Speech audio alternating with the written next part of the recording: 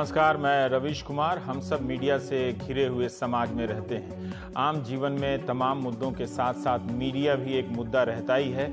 आप ही नहीं, हम भी इस मीडिया को समझने का लगातार प्रयास करते रहते हैं, नहीं समझ पाते हैं। राष्ट्रवाद से लेकर रासायनिक खाद के साथ साथ गोबर की खाद के साथ साथ मीडिया को लेकर भी तमाम मंचों पर बहसें हो रही हैं। आपके लिए भी मीडिया एक मुद्दा होगा ही, मीडिया के लिए भी आप एक मुद्दा हैं। मीडिया के बारे में आप जितनी राय रखते हैं, शायद पहले उतनी राय नहीं रखते होंगे। मीडिया की स्वतंत्रता को लेकर दुनिया भर में चिंता जताई जा रही है। साथ ही साथ मीडिया का प्रसार भी उसी रफ्तार से बढ़ता जा रहा है। तमाम मानकों को देखें तो प्रेस की स्वतंत्रता कम हो रही है, वहीं दूसरी ओर प्रेस का कारोबार तेजी से बढ़ भी रहा है। ये मुझे समझ में नहीं आता कि जब प्रेस आज़ाद ही नहीं है तो मीडिया के नए नए माध्यमों का कारोबार और उनका वर्चस्व कैसे बढ़ रहा है। क्या हम या आप मीडिया की स्वतंत्रता को महत्व नहीं देते हैं? विश्व प्रेस से स्वतंत्रता दिवस पर ट्वीट तो वैसे ही हो रहे हैं जैसे दिवाली और रामनवमी पर होते हैं, इसलिए लगा कि इस त्योहार को आपके साथ मना लेते हैं। हम भारतीयों के मन में ब्रिटेन और अमेरिकी मीडिया की कितनी गहरी छाप है। CNN और BBC के अलावा न्यूयॉर्क टाइम्स में अगर प्रधानमंत्री मोदी की आलोचना छप जाए तो विरोधी उम्मीद लगा लेते हैं कि इस बार चुनाव हारेंगे। तारीफ छप जाए तो उनके समर्थक खुश हो जाते हैं कि दुनिया में उनका नाम हो गया है। क्या आप जानते हैं कि उनके अपने देश में मीडिया को लेकर किस तरह की बहस हो रही है? New York times, Washington post, CNN, BBC और टाइम्स इकोनॉमिस्ट जैसे संस्थानों वाले देश अमेरिका और ब्रिटेन, प्रेस की स्वतंत्रता वहां पर घट रही है। रिपोर्टर्स विदाउट बॉर्डर्स की रेटिंग में अमेरिकी मीडिया 2016 में 41वें नंबर पर था, जो अब 2 अंक नीचे गिरकर 43वें नंबर पर आया है। ब्रिटेन जो 2016 में 38वें नंबर पर था, अब गिरकर 40वें नंबर पर आ गया है। इन मुल्कों में लोकतंत्र की संस्थाएं हमारे थाने से कहीं ज्यादा मजबूत हैं मानी जाती हैं, फिर भी यहां मीडिया की स्वतंत्रता घट रही है। अमेरिका के राष्ट्रपति तो चुनाव लड़ने के समय से अपने मुल्क की मीडिया को खुलकर गरिया रहे हैं, बाकायदा गाली जैसी भाषा देते हैं। यहां भी दी गई है। हाल ही में जब उनकी सरकार ने 100 दिन पूरे किए तो ट्रंप व्हाइट हाउस की रिपोर्टिंग करने वाले संवाददाताओं के रात्रि भोज में नहीं गए। आमतौर पर राष्ट्रपति ऐसे भोज में जाते हैं। ट्रंप वॉशिंगटन से दूर पेंसिल्वेनिया चले गए और वहां समर्थकों के बीच मीडिया को जमकर निशाना बनाया। उन्होंने कहा कि अगर मीडिया का काम ईमानदारी और सच दिखाना है तो इस पैमाने पर उसे 0 नंबर मिलना चाहिए। वे चुनाव के समय से ही मीडिया को फेक न्यूज कहते रहे हैं। अमेरिका में अब भी इतना बचा हुआ है कि पत्रकारों के भोज में मिन्हाज ने जमकर ट्रंप पे चुटकी ली और कहा कि ट्रंप झूठों के सरताज हैं। गोल्डन एज ऑफ लाइज मतलब झूठ का स्वर्ण युग। मिन्हाज साहब ने तो अब राष्ट्रपति को लायर इन चीफ यानी झूठों का सरताज जाकर कहा है। हमारे यहाँ तो भरत व्यास जी ने 1957 में 2 आंखें 12 हाथ के लिए गाना लिखा जो बड़ा मशहूर हुआ। सैया झूठों का बड़ा सरताज निकला। हर मुल्क में प्रेस और प्रेसिडेंट या प्रेस और प्रधानमंत्री के बीच संघर्ष छिड़ा हुआ है। तुर्की के राष्ट्रपति भारत आए और यहाँ छात्रों को संदेश देने लगे कि पश्चिमी मीडिया पर भरोसा मत करना, वो सच नहीं दिखाता है। आप टर्की के चैनल देखा कीजिए। रिपोर्टर्स विदाउट बॉर्डर्स ने टर्की में प्रेस की स्वतंत्रता के बारे में जो टिप्पणी की है वो शायद जामिया के सभागार में सुन रहे छात्रों और उनके प्रोफेसरों को भी पता नहीं होगा। इसकी रिपोर्ट में टर्की को लेकर सबसे अधिक चिंता जताई गई है रिपोर्टर्स विदाउट बॉर्डर्स की। 180 देशों में तुर्की का स्थान 155वां है, जिसका मुखिया हिंदुस्तान में आकर डॉक्टरेट की डिग्री लेता है और पश्चिम की मीडिया को गरियाता है। 2016 की तुलना में 4 अंक तुर्की नीचे गिरा है। टर्की जो कहिए आप, 12 साल में यह 57 अंक नीचे गिरा है। जुलाई 2016 में वहां तख्ता पलट की कोशिशें हुई, उसके बाद तो सरकार ने प्रेस के खिलाफ मोर्चा ही खोल दिया। कई मीडिया संस्थानों पर प्रतिबंध लगा दिए गए। बिना ट्रायल के 100 से अधिक पत्रकारों को जेल भेजा गया। कुछ का कहना है 250 के करीब पत्रकार वहां जेल भेजे गए। कहीं से भी मीडिया को लेकर अच्छी खबर नहीं है। ऐसा क्यों हो रहा है? क्या जनता को स्वतंत्र मीडिया नहीं चाहिए? क्या स्वतंत्र मीडिया की चाह सिर्फ कुछ लोगों तक ही सीमित है? मीडिया का कारोबार काफी तेजी से बढ़ा है, दुनिया में भी और आपके भारत में भी। लेकिन क्या आपके जीने की परिस्थितियां पहले से बेहतर हुई हैं? क्या आपको लगता है कि राजनीति में जवाबदेही आ गई है, या सब कुछ धारणा है, लग रहा है जैसा चल रहा था वैसा ही चल रहा है हकीकत में? लोगों का भरोसा इसी मीडिया पर क्यों है जिसकी स्वतंत्रता, निष्पक्षता को लेकर दुनिया भर में सवाल उठ रहे हैं? इन सब उतार चढ़ाव के बीच पाकिस्तान 2016 की तुलना में 8 अंक बेहतर कर गया। बताइए, 2016 में पाकिस्तान 147वें नंबर पर था, लेकिन 2017 में 139वें नंबर पर आ गया। 2016 में भारत 133वें नंबर पर था, जो 3 अंक गिरकर 2017 में 136 पर आ गया। रिपोर्टर्स विदाउट बॉर्डर्स, जिसने दुनिया में प्रेस की स्वतंत्रता के सूचकांक तैयार किए हैं, इंडेक्स, उनकी रिपोर्ट में कुछ टिप्पणियां देखी जा सकती हैं। इस संस्था के सेक्रेटरी जनरल हैं क्रिस्टोफ डेलॉयर। उनका कहना है कि लोकतंत्रों में जिस दर से प्रतिबंध बढ़ रहे हैं, बंदिशें बढ़ रही हैं, मुश्किलें बढ़ रही हैं, वो काफी चिंता की बात है। अगर मीडिया की आजादी सुरक्षित नहीं है तो किसी दूसरी आजादी की गारंटी नहीं दी जा सकती है। आपकी जो दूसरी आजादी है वो समझिए उसकी कितने खतरे में है। ये डाउनवर्ड स्पाइरल है, यानी ये हम कहां जाएंगे, गिरते गिरते कहां तक गर्त में पहुंचेंगे पता नहीं है। जहां भी अथॉरिटेरियन स्ट्रॉन्ग मैन मॉडल, मतलब एक मजबूत नेता का मॉडल की जीत है, वहां मीडिया की आजादी घट रही है। ऐसी जगहों पर पब्लिक रेडियो और टीवी स्टेशन प्रोपेगेंडा यानी सिर्फ प्रचार के औजार बन गए हैं, जैसे पोलैंड, हंगरी, तंजानिया वगैरह। तुर्की में तो रजब तैयब अर्दोगान सरकार के खिलाफ नाकाम बगावत के बाद से वहां पर मीडिया प्रोफेशनल के लिए वो देश सबसे बड़ी जेल ही बन गया है। वहां एक एकाधिकारवादी स्वेच्छाचारी सरकार सत्ता में है। पुतिन का रूस 148वें नंबर पर है। वहां भी ये ऐसे ही हालात हैं, इन हालात से बहुत दूर नहीं है। हमने भारत के कुछ पत्रकारों से उनकी राय मंगाई, उनसे पूछा कि क्या वे मानते हैं कि भारत में प्रेस आजाद है, क्या उन्हें लगता है कि पत्रकारिता में आने के बाद वही काम कर रहे हैं जिसके लिए आए थे, क्या अब वे पहले से ज्यादा गंभीरता से सोचते हैं कि यार मौका मिलता तो किसी नेता का पीआर ही कर लेते, इनडायरेक्ट पीआर करने से क्या फायदा है।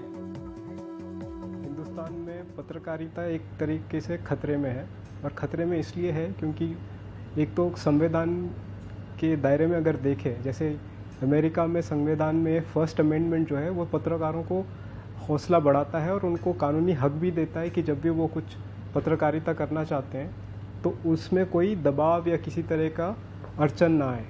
इस देश में आज तक फ्रीडम ऑफ प्रेस जिसको हम कहते हैं वो अभी तक संविधान में कहीं लिखा नहीं हुआ है।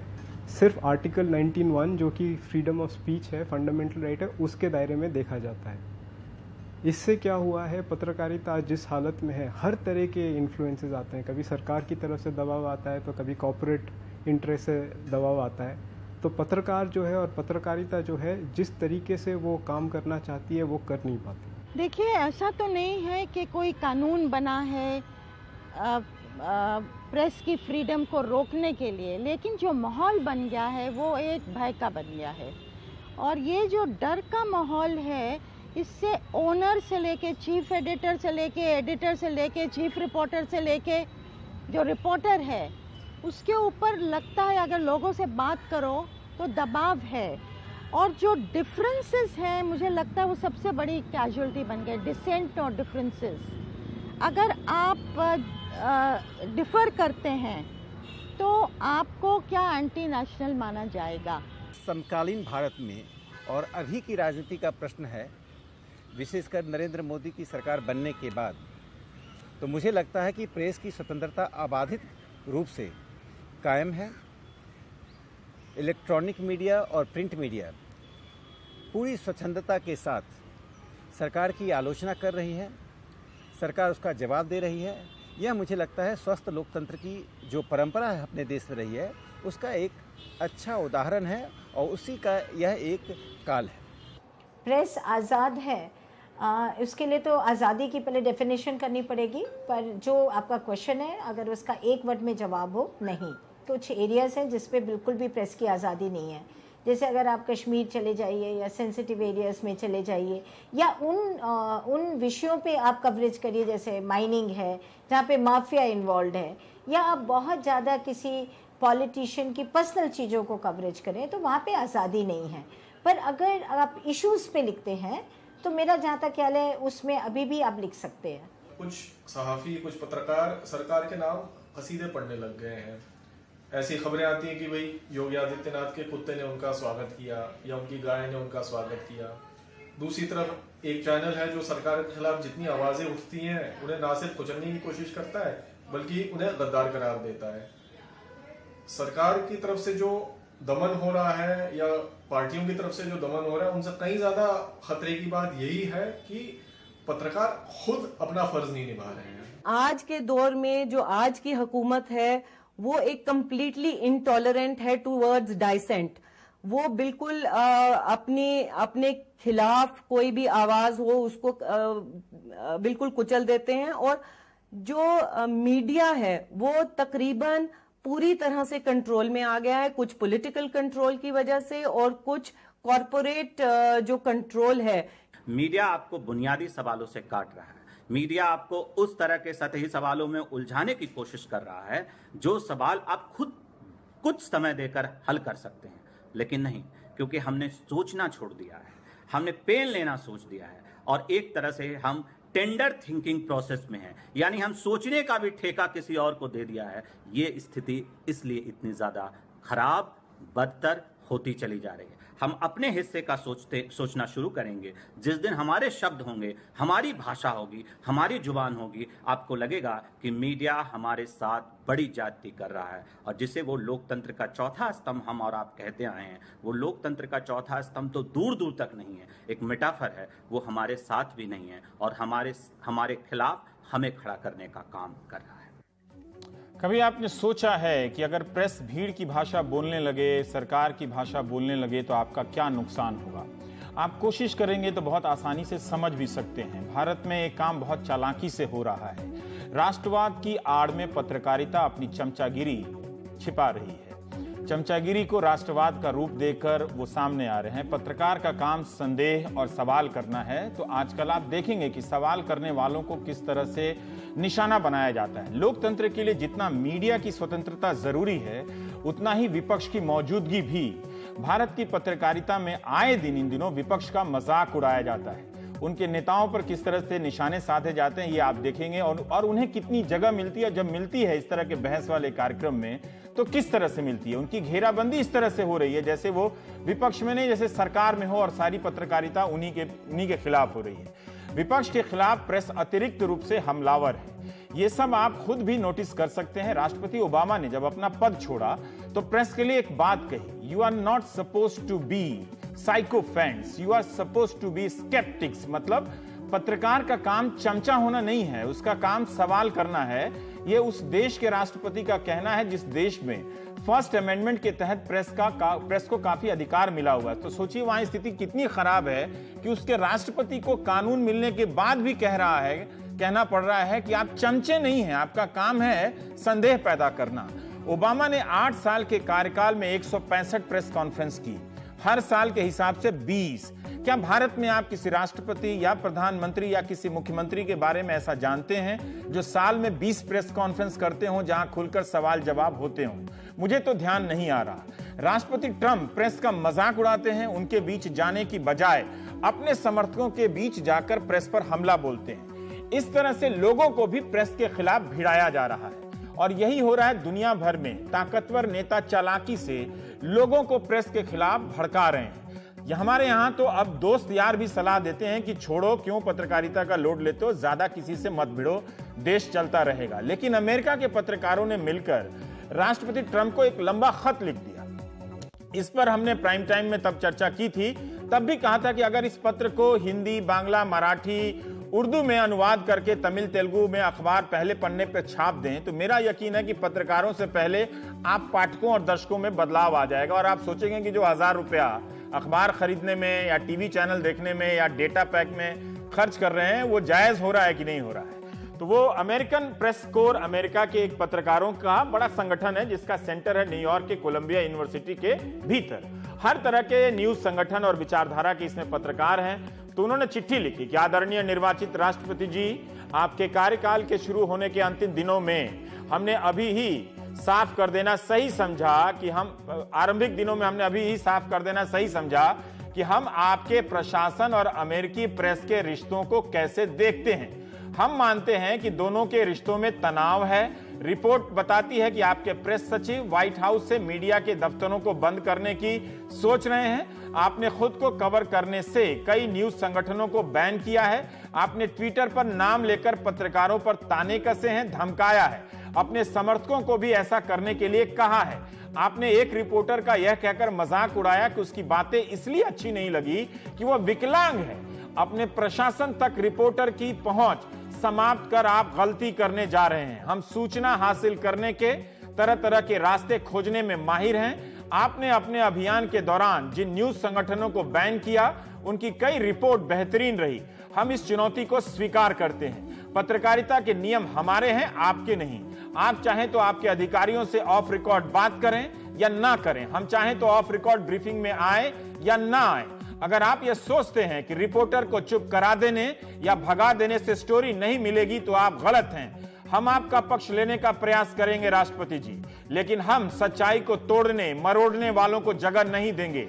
वे जब भी ऐसा करेंगे हम उन्हें भगा देंगे। यह हमारा अधिकार है राष्ट्रपति जी। हम आपके झूठ को नहीं दोहराएंगे, आपकी बात छापेंगे, लेकिन सच्चाई का पता करेंगे। आप और आपका स्टाफ व्हाइट हाउस में बैठा रहे, लेकिन अमेरिकी सरकार काफी फैली हुई है। हम सरकार के चारों तरफ अपने रिपोर्टर तैनात कर देंगे, आपकी एजेंसियों में घुसा देंगे उन्हें और नौकरशाहों से खबरें निकाल लाएंगे। हो सकता है कि आप अपने प्रशासनिक इमारत से आने वाली खबरों को रोक लें, लेकिन हम आपकी नीतियों की समीक्षा करके दिखा देंगे। क्या आप कल्पना कर सकते हैं कि भारत में प्रेस का संगठन या प्रेस चलाने वाले मालिकों का संगठन ऐसा पत्र लिख सकते हैं? नहीं लिख सकते। अमेरिका का वीजा बनवाइए। भारत में ऐसा पत्र कोई लिख दे तो नेता एक काम करेंगे। आजकल राजनीतिक दलों के समर्थकों ने बहुत सारी वेबसाइट खोल रखी है। उनके समर्थकों ने सबके ट्विटर अकाउंट भी हैं। उनके जरिए उस पत्रकार या मीडिया संस्थान पर जो हमला होगा टिड्डियों की तरफ, लोग भी उसी के खिलाफ खड़े हो जाएंगे, पत्रकार के खिलाफ। उन्हें लगेगा कि अपने नेता को सपोर्ट करने का मतलब है कि उससे सवाल करने वाले मीडिया का विरोध करना। इस चक्कर में नुकसान किसका होता है? आपका होता है। अमेरिका के पत्रकारों ने तो ट्रंप की चुनौती स्वीकार कर ली, लेकिन उसके बहुत पहले दुनिया भर के पत्रकार घोटालेबाज और झूठे नेताओं के पीछे पड़े हुए हैं। आपको पनामा पेपर्स की याद दिलाता हूं, जिसे इंडियन एक्सप्रेस नाम के अखबार ने कई दिनों तक छापा। डॉयचे साइटुंग अखबार ने इन दस्तावेजों को international consortium of investigative journalist से साझा किया। दुनिया भर के 300 पत्रकार एक साल तक इन दस्तावेजों की जांच करते रहे। इस समूह में भारत की तरफ से इंडियन एक्सप्रेस के पत्रकार शामिल थे और पनामा पेपर्स का अध्ययन हुआ और खबरें छपी। ICIJ 76 देशों के दुनिया भर के 109 संस्थानों के खोजी पत्रकारों का एक समूह है। अपराध, भ्रष्टाचार और अब एक देश की सीमा तक सीमित नहीं है, कई देशों का मामला हो जाता है। इसलिए जरूरी है कि कई देशों के पत्रकार मिलकर काम करें। ICIJ में कई प्रकार के अनुभवी लोग काम करते हैं, खासकर वो लोग जो सरकारी रिकॉर्ड को पढ़ने में माहिर होते हैं, तथ्यों को जांच करते हैं और पेशे से वकील होते हैं। भारत में ऐसा कई पत्रकार अपने स्तर पर कर रहे हैं, जिलों में, कस्बों में, जिन्हें आप और हम नहीं जानते हैं, लेकिन फिर भी उस धर्म को निभा रहे हैं जितना निभा सकते हैं। बाकी तो जो मजीठिया बोर्ड की लड़ाई है, वो अदालत में लड़ी जा रही है। उनकी लड़ाई कोई राजनीतिक दल नहीं लड़ता। सब चाहते हैं कि रिपोर्टर एक गुलाम की तरह मिले और जो कहे वो टाइपिस्ट की तरह टाइप करे। कई वेबसाइट ऐसे हैं भारत में जो पत्रकारिता का विकल्प बन रही हैं, मगर उनकी पहुंच उतनी नहीं है जितनी मुख्य धारा की मीडिया की है या जितनी राजनीतिक दलों के नियंत्रण वाली सोशल मीडिया की है। फेक न्यूज एक चुनौती है। पत्रकार भी फेक न्यूज पेश कर रहे हैं और सरकारें भी फेक न्यूज गढ़ रही हैं, मतलब नकली न्यूज। भारत में चुनाव होते ही शुरुआत में देखिएगा चुनाव आयोग पेड न्यूज को लेकर भिड़ जाता है। पैसा देकर या किसी और तरीके से विज्ञापन देकर राजनीतिक दलों के हक में लहर पैदा की जाती है। पेड न्यूज अब ठीक ठाक पुरानी समस्या है। एक और न्यूज है स्लो न्यूज। इसका कॉन्सेप्ट बीबीसी के डायरेक्टर जनरल टोनी हॉल ने हाल ही में दिया। उनका मानना है कि हम सारा इंटरनेट तो संपादित नहीं कर सकते जहां ज्यादातर फर्जी खबरें चल रही हैं, मगर हम चुप भी नहीं बैठ सकते। इसके लिए बीबीसी के भीतर एक इंटेलिजेंस यूनिट बनाई जा रही है जो तमाम फेक न्यूज की तथ्यपरक जांच करे और उसका भांडाफोड़ करे। आप देखेंगे कि ज्यादातर फेक न्यूज राजनीतिक संगठनों और उनके समर्थकों द्वारा फैलाए जा रहे हैं, इसलिए व्हाट्सएप के मैसेज से सावधान रहिएगा। मीडिया भी फेक न्यूज बनाने में कम नहीं है। बीबीसी ने इस चुनौती को अभियान के तौर पर स्वीकार किया है। फेसबुक ने भी फेक न्यूज की जांच के लिए एक टीम बनाने का ऐलान किया। यह बात दिलचस्प लगी। स्लो न्यूज की जरूरत है जिसमें गहराई हो, आंकड़े हो, खोज हो, विश्लेषण हो। और कुछ और भारतीय पत्रकारों की और प्रतिक्रिया सुनते हैं। पत्रकार और पत्रकारिता बिल्कुल आज़ाद नहीं है। एक तरीके से अभी भी पत्रकारों को और पत्रकारिता को हमारे जो डेमोक्रेटिक नॉर्म्स हैं उसमें आज़ादी मिलती है, पर इतनी आज़ादी नहीं मिलती है जितना मिलना चाहिए और ये संविधान के जरिए देना चाहिए। मुझे अच्छी तरह याद है कि 2-3 साल पहले जो हम लिख सकते थे, अखबारों में भी जो लिखते थे वो ज़्यादा मुखर होकर लिखते थे, लेकिन अब ना तो हम टीवी पे मुखर होकर डिबेट में बोल पाते हैं, ना शायद सोशल मीडिया पे लिख पाते हैं, अखबारों में तो लिख ही नहीं सकते। कई अखबारों ने तो ये भी कह दिया है कि आप पॉलिटिकल विषय पर ना लिखें, ज़्यादा अच्छा रहेगा। कभी आज तक मुझे लिखते वक्त ऐसा नहीं लगा है कि मुझे ये कलम रोक के लिखना चाहिए, क्योंकि यहाँ पे इसका क्या मतलब होगा या पॉलिटिशियन नाराज़ हो जाएंगे। पर क्योंकि मैं एक महत्वपूर्ण कुर्सी पे बैठी हूँ, तो मुझे एक ही चीज़ का ध्यान रखना पड़ता है कि जो कुछ जाए वो क्रेडिबल जाए, और कोई गलत चीज़ ऐसी नहीं जाए जिस पे हमारे खिलाफ डेफेमेशन हो जाए या हमें कोर्ट में खींच के ले जाए। मैं मानती हूँ कि जब सरकारें बहुत मजबूत होती हैं तो वो मीडिया को इन्फ्लुएंस करने की कोशिश करती हैं। इंदिरा गांधी के ज़माने में ऐसे हुआ।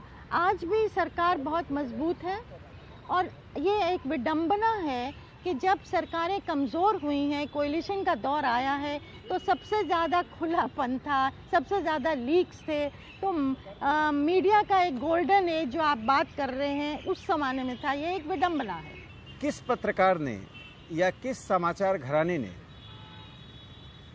ऐसी शिकायत की है कि सरकार की ओर से प्रत्यक्ष और अप्रत्यक्ष रूप से दबाव बना है? यह परंपरा कांग्रेस के शासनकाल में रही है, जब कांग्रेस के सत्ता में बैठे हुए लोग अप्रत्यक्ष दबाव बनाकर अखबारों को या अखबार के घरानों को अपने पक्ष में लिखने और बोलने के लिए बाध्य करते थे। आज की स्थिति में मैं ऐसा नहीं देखता हूं कि सरकार की ओर से कोई ऐसा दबाव है। वर्ल्ड प्रेस फ्रीडम इंडेक्स देख लीजिए, जो हिंदुस्तान की पोजीशन है वो 3 स्टेप्स और पीछे चली गई है, और बहुत से जो पत्रकार हैं वो खौफ की वजह से नहीं लिख पाते। कुछ लोग जो हैं वो अपने जाती मुफाद के लिए जो है वो गवर्नमेंट के खिलाफ, या उनकी जो गवर्नमेंट की जो गलत पॉलिसियां हैं, जो एंटी पीपल पॉलिसियां हैं, या जो उनके खिलाफ नहीं लिख रहे हैं, या जो वॉइसलेस कम्युनिटीज हैं, मार्जिनलाइज्ड कम्युनिटीज हैं, जिनकी आवाज मीडिया को बनना चाहिए, वो आज नहीं बन रही हैं। देश और दुनिया के तमाम तरह के सवालों और सूचनाओं को जानने समझने के लिए आप रोज शाम टेलीविजन के आगे बैठते हैं, न्यूज चैनल के आगे बैठते हैं और जानना चाहते हैं कि देश और दुनिया में क्या चल रहा है। लेकिन टीवी देखने के बाद क्या कभी आपने खुद से सवाल किया है? आपने ये सवाल किया है कि जिस चैनल को आप देख रहे हैं, जिस मीडिया को आप देख रहे हैं, वो आपको पहले से और ज़्यादा बेहतर इंसान, बेहतर मनुष्य बना रहा है, या फिर आप सूचना और खबर के नाम पर दिमाग में टार भर करके सोने जाते हैं, आपको नींद आ जाती है? ये एक जरूरी सवाल है, क्योंकि आपका टेलीविजन चैनल, आपका न्यूज चैनल आपको रोज पहले से ज्यादा देशभक्त बना रहा है। लेकिन इस देशभक्ति में क्या वो गरीब शामिल है? क्या वो किसान शामिल है? क्या वो गांव शामिल है?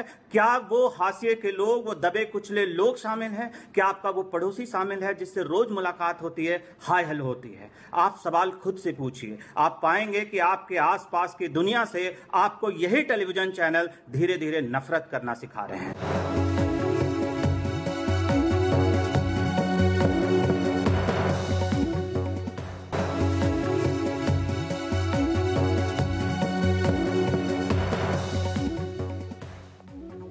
जिस दिन पाकिस्तान ने भारतीय सैनिकों के साथ बर्बरता की, उस दिन एक चैनल और अखबार ने खबर छापी कि भारत ने जवाबी कार्रवाई करते हुए 10 पाकिस्तानी सैनिकों के सर काट लिए। एक चैनल ने संख्या 7 बताई और एक ने कहा कि ये खबरें छपी भी और लोगों तक पहुंची भी, जबकि सेना ने अगले दिन साफ साफ कह दिया कि ऐसी कोई घटना नहीं हुई है। सेना के मामले में 7 और 10 सर की कहानी क्या बनाई गई या किसी ने गलत ब्रीफ किया। संपादकीय गलतियां होती हैं, हम सब से होती हैं, छपने में भी चूक हो जाती है, मगर यह खबर पहले पन्ने की थी। साफ साफ लिखा था कि भारत ने 2 के बदले 10 पाक सैनिक मार गिराए, जिसका अगले दिन सेना ने खंडन किया।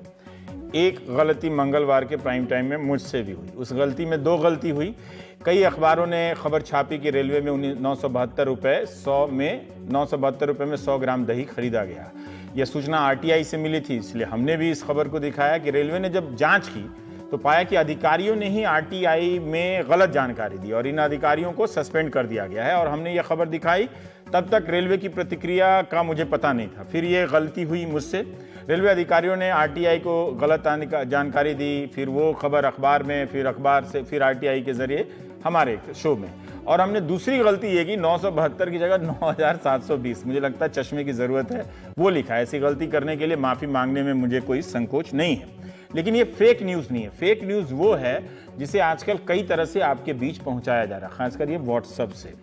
इस बार निगरानी रखने के लिए कई वेबसाइट वजूद में आ गई हैं इस पर। ऑल्ट न्यूज़ है जिसका दावा है कि वो प्रोपेगेंडा करने वाले उन कथित पत्रकारों का पर्दाफाश करता है जो मेन स्ट्रीम मीडिया में अपनी पैठ बना चुके हैं। इसके अलावा सोशल मीडिया पर छप रहे तमाम तरह की अफवाहों की भी इसमें जांच होती है। एक है boomlive.in, ये एक प्लेटफॉर्म है। boomlive.in एक स्वतंत्र डिजिटल जर्नलिज्म पहल है। ये वेबसाइट एक फैक्ट चेकिंग वेबसाइट है जो अपने पाठकों को के विचारों की जगह प्रमाणित तथ्य देती है। जबकि जब भी कोई दावा होता है तो वेबसाइट तथ्यों की चेकिंग करती है। वेबसाइट उन लोगों पर भी स्टोरी करती है जो व्यक्तिगत अधिकार या बोलने की आज़ादी को लेकर लड़ रहे होते हैं।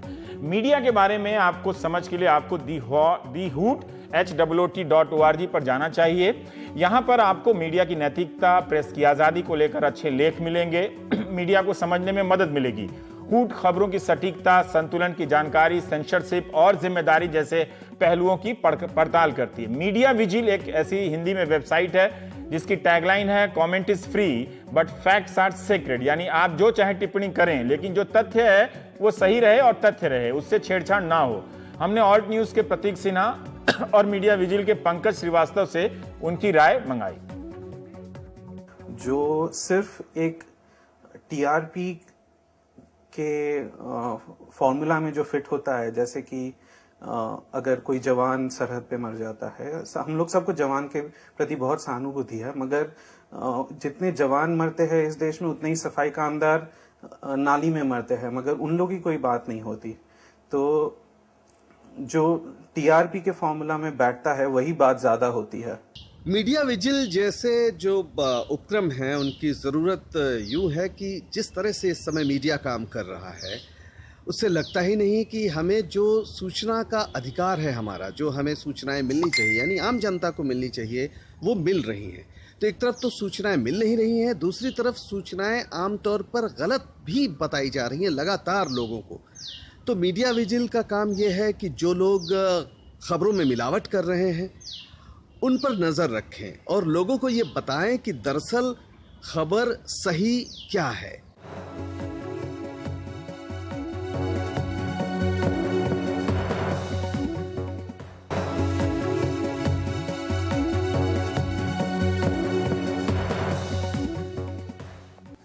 खबरें निकालना आसान काम नहीं है। पत्रकारों ने तो बीहड़ में जाकर डाकुओं का भी इंटरव्यू किया, माफिया और सरगनाओं की भी खबर रखनी पड़ती है। खबरों को निकालने में पत्रकार कई तरह के जोखिम उठाते हैं। आतंकवाद के नाम पर सरकारों ने पत्रकारों पर अंकुश लगाना शुरू कर दिया है। ब्रिटेन में कानून पास हुआ है द इन्वेस्टिगेटिव पावर्स एक्ट, इसे स्नूपर चार्टर भी कहते हैं। इसके तहत जासूसी के आरोप में पत्रकार को 14 साल की जेल हो सकती है। आप अपने सोर्स से क्या बात करते हैं वो बताना होगा और गुप्त सूचना लीक करने के, जिसे कॉन्फिडेंशियल रिपोर्ट करते हैं, आरोप में जेल जा सकते हैं। मतलब ये हुआ कि सत्ता के तहखाने में क्या होता है अब आपको पता नहीं चलेगा, सिर्फ नारे, स्लोगन, इसी से काम चलाएंगे।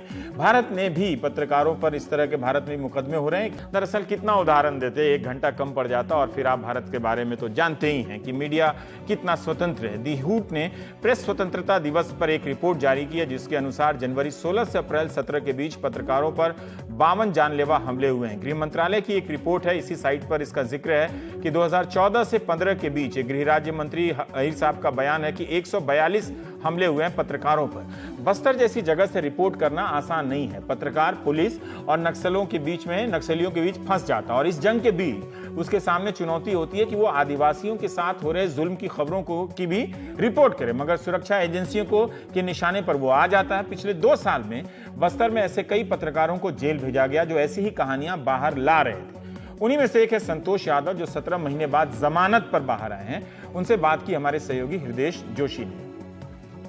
छत्तीसगढ़ में पिछले 2 सालों में या पिछले 2-3 सालों में पत्रकारों को डराने धमकाने और बहुत सारे पत्रकारों को जेल में डालने की बातें सामने आई, जिसकी मीडिया में रिपोर्टिंग भी हुई।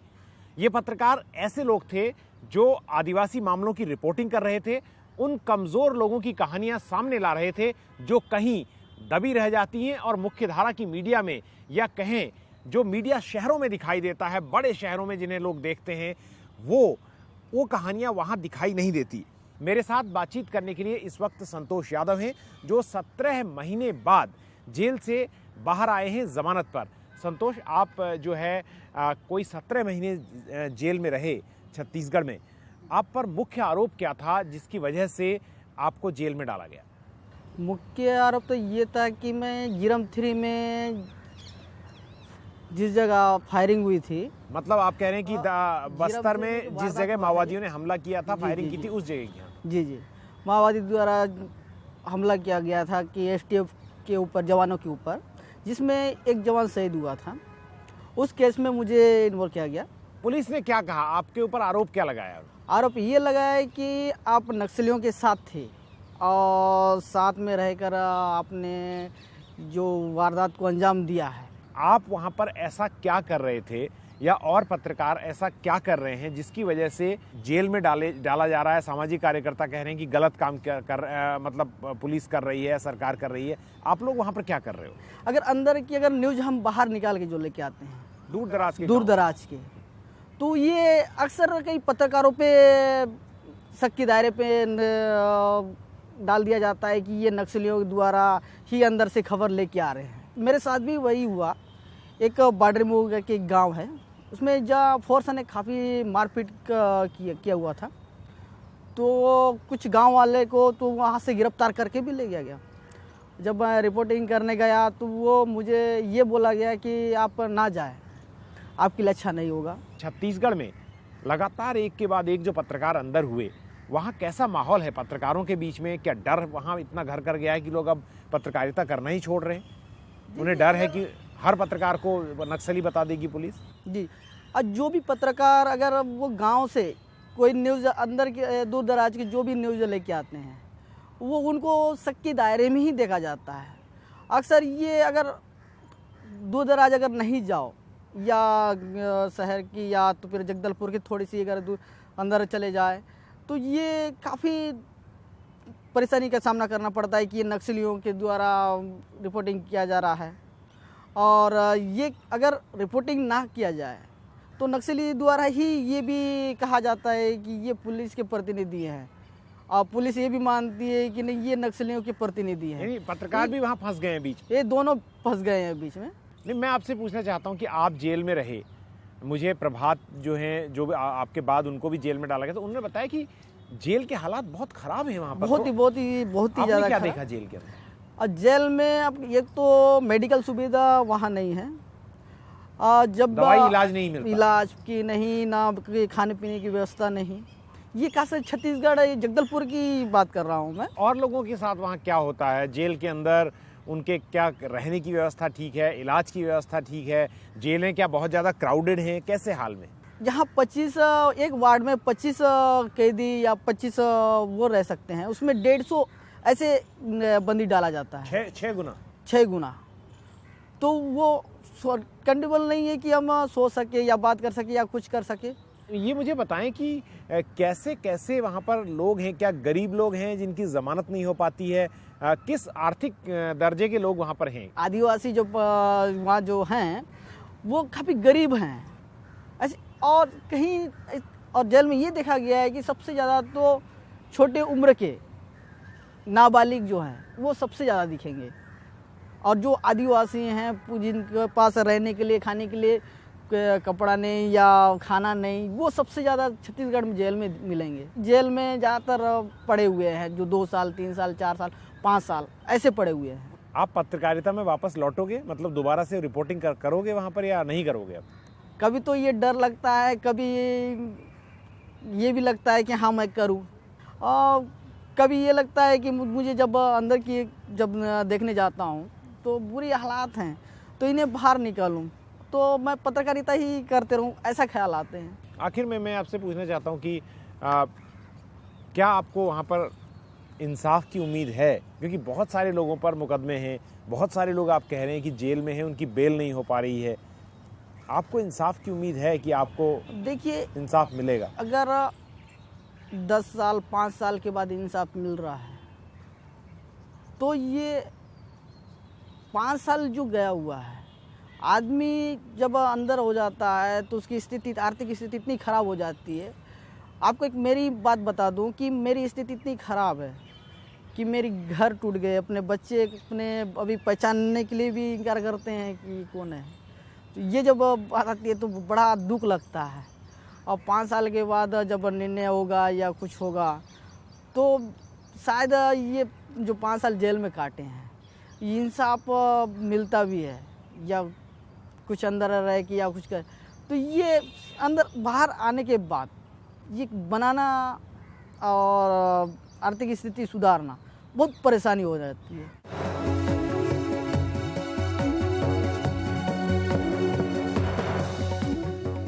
43वें नंबर पर था, लेकिन 2017 में 139वें नंबर पर आ गया। 2016 में भारत 133वें नंबर पर था, जो 3 अंक गिरकर 2017 में 136 पर आ गया। रिपोर्टर्स विदाउट बॉर्डर्स, जिसने दुनिया में प्रेस की स्वतंत्रता के सूचकांक तैयार किए हैं, इंडेक्स, उनकी रिपोर्ट में कुछ टिप्पणियां देखी जा सकती हैं। इस संस्था के सेक्रेटरी जनरल हैं क्रिस्टोफ डेलॉयर। उनका कहना है कि लोकतंत्रों में जिस दर से प्रतिबंध बढ़ रहे हैं, बंदिशें बढ़ रही हैं, मुश्किलें बढ़ रही हैं, वो काफी चिंता की बात है। अगर मीडिया की आजादी सुरक्षित नहीं है तो किसी दूसरी आजादी की गारंटी नहीं दी जा सकती है। आपकी जो दूसरी आजादी है वो समझिए उसकी कितने खतरे में है। ये डाउनवर्ड स्पाइरल है, यानी ये हम कहां जाएंगे, गिरते गिरते कहां तक गर्त में पहुंचेंगे पता नहीं है। जहां भी अथॉरिटेरियन स्ट्रॉन्ग मैन मॉडल, मतलब एक मजबूत नेता का मॉडल की जीत है, वहां मीडिया की आजादी घट रही है। ऐसी जगहों पर पब्लिक रेडियो और टीवी स्टेशन प्रोपेगेंडा यानी सिर्फ प्रचार के औजार बन गए हैं, जैसे पोलैंड, हंगरी, तंजानिया वगैरह। तुर्की में तो रजब तैयब अर्दोगान सरकार के खिलाफ नाकाम बगावत के बाद से वहां पर मीडिया प्रोफेशनल के लिए वो देश सबसे बड़ी जेल ही बन गया है।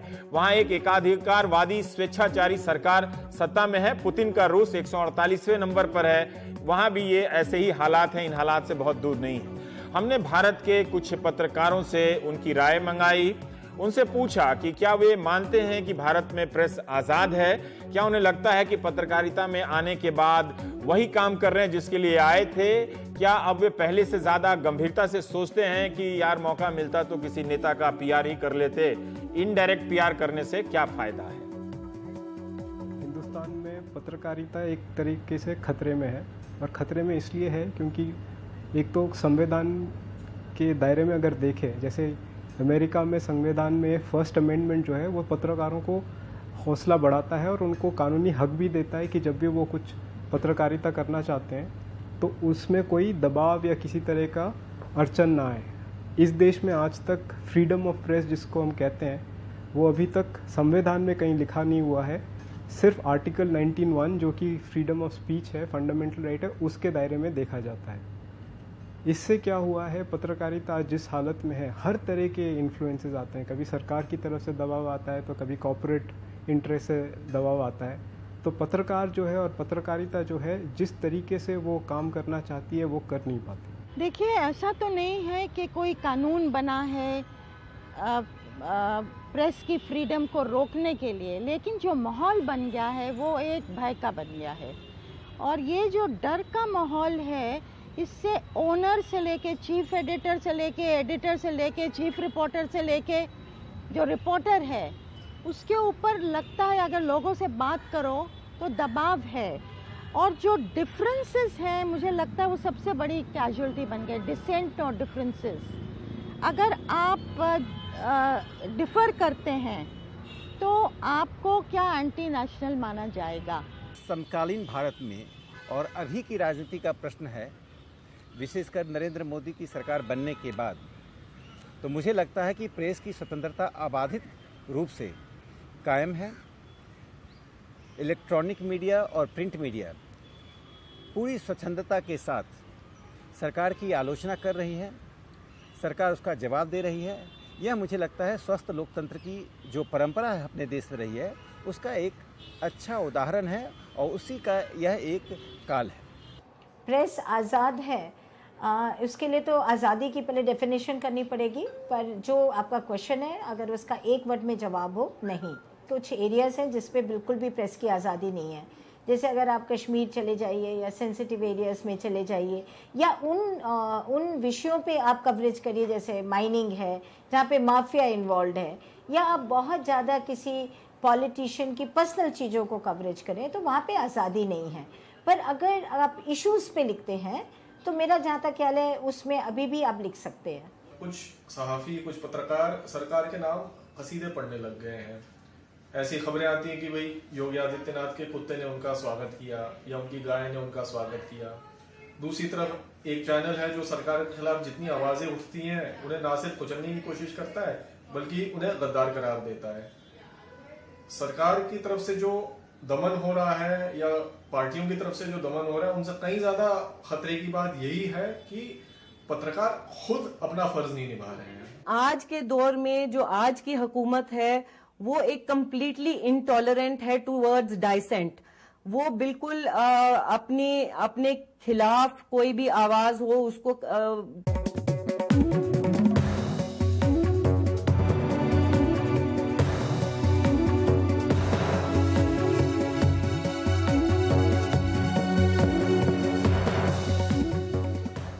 नमस्कार, मैं रवीश कुमार। हम सब मीडिया से घिरे हुए समाज में रहते हैं। आम जीवन में तमाम मुद्दों के साथ साथ मीडिया भी एक मुद्दा रहता ही है।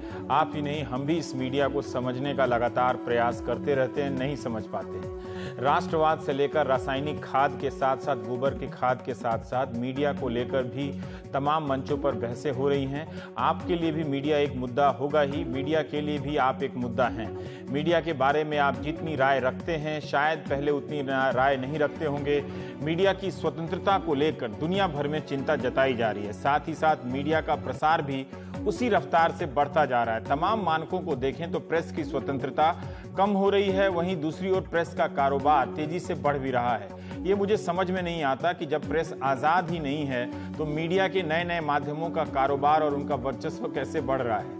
क्या हम या आप मीडिया की स्वतंत्रता को महत्व नहीं देते हैं? विश्व प्रेस स्वतंत्रता दिवस पर ट्वीट तो वैसे ही हो रहे हैं जैसे दिवाली और रामनवमी पर होते हैं, इसलिए लगा कि इस त्योहार को आपके साथ मना लेते हैं। हम भारतीयों के मन में ब्रिटेन और अमेरिकी मीडिया की कितनी गहरी छाप है। CNN और BBC के अलावा न्यूयॉर्क टाइम्स में अगर प्रधानमंत्री मोदी की आलोचना छप जाए तो विरोधी उम्मीद लगा लेते हैं कि इस बार चुनाव हारेंगे। तारीफ छप जाए तो उनके समर्थक खुश हो जाते हैं कि दुनिया में उनका नाम हो गया है। क्या आप जानते हैं कि उनके अपने देश में मीडिया को लेकर किस तरह की बहस हो रही है? New York times, Washington post, CNN, BBC और टाइम्स इकोनॉमिस्ट जैसे संस्थानों वाले देश अमेरिका और ब्रिटेन प्रेस की स्वतंत्रता वहां पर घट रही है। रिपोर्टर्स विदाउट बॉर्डर्स की रेटिंग में अमेरिकी मीडिया 2016 में 41वें नंबर पर था, जो अब 2 अंक नीचे गिरकर 43वें नंबर पर आया है। ब्रिटेन जो 2016 में 38वें नंबर पर था, अब गिरकर 40वें नंबर पर आ गया है। इन मुल्कों में लोकतंत्र की संस्थाएं हमारे थाने से कहीं ज्यादा मजबूत हैं मानी जाती हैं, फिर भी यहां मीडिया की स्वतंत्रता घट रही है। अमेरिका के राष्ट्रपति तो चुनाव लड़ने के समय से अपने मुल्क की मीडिया को खुलकर गरिया रहे हैं, बाकायदा गाली जैसी भाषा देते हैं। यहां भी दी गई है। हाल ही में जब उनकी सरकार ने 100 दिन पूरे किए तो ट्रंप व्हाइट हाउस की रिपोर्टिंग करने वाले संवाददाताओं के रात्रि भोज में नहीं गए। आमतौर पर राष्ट्रपति ऐसे भोज में जाते हैं। ट्रंप वॉशिंगटन से दूर पेंसिल्वेनिया चले गए और वहां समर्थकों के बीच मीडिया को जमकर निशाना बनाया। उन्होंने कहा कि अगर मीडिया का काम ईमानदारी और सच दिखाना है तो इस पैमाने पर उसे 0 नंबर मिलना चाहिए। वे चुनाव के समय से ही मीडिया को फेक न्यूज कहते रहे हैं। अमेरिका में अब भी इतना बचा हुआ है कि पत्रकारों के भोज में मिन्हाज ने जमकर ट्रंप पे चुटकी ली और कहा कि ट्रंप झूठों के सरताज हैं। गोल्डन एज ऑफ लाइज मतलब झूठ का स्वर्ण युग। मिन्हाज साहब ने तो अब राष्ट्रपति को लायर इन चीफ यानी झूठों का सरताज जाकर कहा है। हमारे यहाँ तो भरत व्यास जी ने 1957 में 2 आंखें 12 हाथ के लिए गाना लिखा जो बड़ा मशहूर हुआ। सैया झूठों का बड़ा सरताज निकला। हर मुल्क में प्रेस और प्रेसिडेंट या प्रेस और प्रधानमंत्री के बीच संघर्ष छिड़ा हुआ है। तुर्की के राष्ट्रपति भारत आए और यहाँ छात्रों को संदेश देने लगे कि पश्चिमी मीडिया पर भरोसा मत करना, वो सच नहीं दिखाता है। आप टर्की के चैनल देखा कीजिए। रिपोर्टर्स विदाउट बॉर्डर्स ने टर्की में प्रेस की स्वतंत्रता के बारे में जो टिप्पणी की है वो शायद जामिया के सभागार में सुन रहे छात्रों और उनके प्रोफेसरों को भी पता नहीं होगा। इसकी रिपोर्ट में टर्की को लेकर सबसे अधिक चिंता जताई गई है रिपोर्टर्स विदाउट बॉर्डर्स की। 180 देशों में तुर्की का स्थान 155वां है, जिसका मुखिया हिंदुस्तान में आकर डॉक्टरेट की डिग्री लेता है और पश्चिम की मीडिया को गरियाता है। 2016 की तुलना में 4 अंक तुर्की नीचे गिरा है। तुर्की टर्की जो कहिए आप, 12 साल में यह 57 अंक नीचे गिरा है। जुलाई 2016 में वहां तख्ता पलट की कोशिशें हुई, उसके बाद तो सरकार ने प्रेस के खिलाफ मोर्चा ही खोल दिया। कई मीडिया संस्थानों पर प्रतिबंध लगा दिए गए। बिना ट्रायल के 100 से अधिक पत्रकारों को जेल भेजा गया। कुछ का कहना है 250 के करीब पत्रकार वहां जेल भेजे गए। कहीं से भी मीडिया को लेकर अच्छी खबर नहीं है। ऐसा क्यों हो रहा है? क्या जनता को स्वतंत्र मीडिया नहीं चाहिए? क्या स्वतंत्र मीडिया की चाह सिर्फ कुछ लोगों तक ही सीमित है? मीडिया का कारोबार काफी तेजी से बढ़ा है, दुनिया में भी और आपके भारत में भी। लेकिन क्या आपके जीने की परिस्थितियां पहले से बेहतर हुई हैं? क्या आपको लगता है कि राजनीति में जवाबदेही आ गई है, या सब कुछ धारणा है, लग रहा है जैसा चल रहा था वैसा ही चल रहा है हकीकत में? लोगों का भरोसा इसी मीडिया पर क्यों है जिसकी स्वतंत्रता, निष्पक्षता को लेकर दुनिया भर में सवाल उठ रहे हैं? इन सब उतार चढ़ाव के बीच पाकिस्तान 2016 की तुलना में 8 अंक बेहतर कर गया। बताइए, 2016 में पाकिस्तान 137 बिल्कुल कुचल देते हैं, और जो मीडिया है वो तकरीबन पूरी तरह से कंट्रोल में आ गया है, कुछ पॉलिटिकल कंट्रोल की वजह से और कुछ कॉरपोरेट जो कंट्रोल है। मीडिया आपको बुनियादी सवालों से काट रहा है। मीडिया आपको उस तरह के सतही सवालों में उलझाने की कोशिश कर रहा है जो सवाल आप खुद कुछ समय देकर हल कर सकते हैं, लेकिन नहीं, क्योंकि हमने सोचना छोड़ दिया है, हमने पेन लेना सोच दिया है, और एक तरह से हम टेंडर थिंकिंग प्रोसेस में है, यानी हम सोचने का भी ठेका किसी और को दे दिया है। ये स्थिति इसलिए इतनी ज्यादा खराब, बदतर होती चली जा रही है। हम अपने हिस्से का सोचना शुरू करेंगे जिस दिन हमारे शब्द होंगे, हमारी भाषा होगी, हमारी जुबान होगी, आपको लगेगा कि मीडिया हमारे साथ बड़ी ज्यादती कर रहा है, और जिसे वो लोकतंत्र का चौथा स्तंभ हम और आप कहते आए हैं, वो लोकतंत्र का चौथा स्तंभ तो दूर दूर तक नहीं है, एक मेटाफर है, वो हमारे साथ भी नहीं है और हमारे खिलाफ हमें खड़ा करने का काम कर रहा है। कभी आपने सोचा है कि अगर प्रेस भीड़ की भाषा बोलने लगे, सरकार की भाषा बोलने लगे, तो आपका क्या नुकसान होगा? आप कोशिश करेंगे तो बहुत आसानी से समझ भी सकते हैं। भारत में एक काम बहुत चालाकी से हो रहा है। राष्ट्रवाद की आड़ में पत्रकारिता अपनी चमचागिरी छिपा रही है। चमचागिरी को राष्ट्रवाद का रूप देकर वो सामने आ रहे हैं। पत्रकार का काम संदेह और सवाल करना है, तो आजकल आप देखेंगे कि सवाल करने वालों को किस तरह से निशाना बनाया जाता है। लोकतंत्र के लिए जितना मीडिया की स्वतंत्रता जरूरी है, उतना ही विपक्ष की मौजूदगी भी। भारत की पत्रकारिता में आए दिन इन दिनों विपक्ष का मजाक उड़ाया जाता है। उनके नेताओं पर किस तरह से निशाने साधे जाते हैं, ये आप देखेंगे, और उन्हें कितनी जगह मिलती है। जब मिलती है इस तरह के बहस वाले कार्यक्रम में, तो किस तरह से मिलती है। उनकी घेराबंदी इस तरह से हो रही है जैसे वो विपक्ष में नहीं, जैसे सरकार में हो और सारी पत्रकारिता उन्हीं के खिलाफ हो रही है। विपक्ष के खिलाफ प्रेस अतिरिक्त रूप से हमलावर है। ये सब आप खुद भी नोटिस कर सकते हैं। राष्ट्रपति ओबामा ने जब अपना पद छोड़ा तो प्रेस के लिए एक बात कही, you are not suppose to be sycophants, you are suppose to be sceptics. मतलब पत्रकार का काम चमचा होना नहीं है, उसका काम सवाल करना है। यह उस देश के राष्ट्रपति का कहना है जिस देश में फर्स्ट अमेंडमेंट के तहत प्रेस को काफी अधिकार मिला हुआ है। तो सोचिए वहां स्थिति कितनी खराब है कि उसके राष्ट्रपति को कानून मिलने के बाद भी कहना पड़ रहा है कि आप चमचे नहीं हैं।